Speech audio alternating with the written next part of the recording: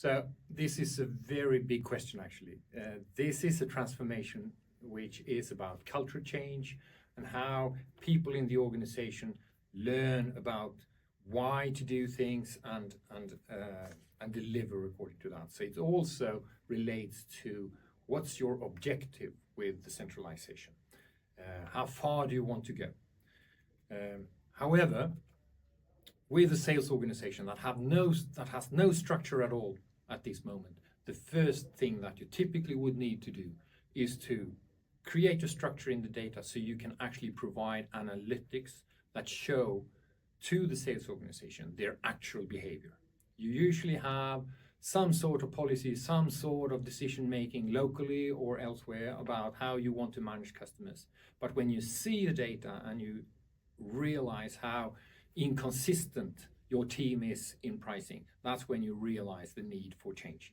So the first step is actually about showing the effect of the data, showing the insights about how you actually treat your customers. Why are smaller customers having higher discounts than bigger customers, for instance? That is a process that typically in a medium-sized organization takes a few months to sort out the data and the analytics that go with that. And then there is a process, of course, of educating the organization, the sales organization. Depending on the size of that organization, it takes quite a while to show these analytics, arrive at how do we need to work to create more consistency and to therefore be more performant. The journey of increasing the maturity is always a stepwise approach. You need to apply change management methodology. You need to ensure the good collaboration between different functions, pricing, sales, product management, or category management, etc.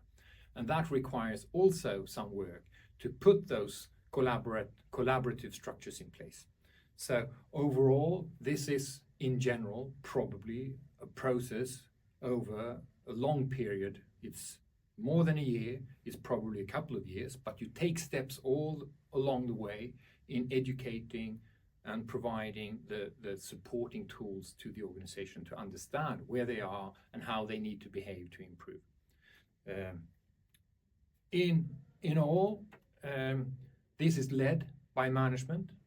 Changes like this cannot happen unless you put a governance structure in place that involves and includes management at different levels. And that's how you actually drive the improvement journey. In the end, the key steps would be the data visualization of the data and how you actually in practice deal with the customers. It is about the training of the sales organization and putting in place the structures within which they can operate through then the management processes, governance that decides that you have these things to adhere to, but you have the degree of freedom within these limits in this way.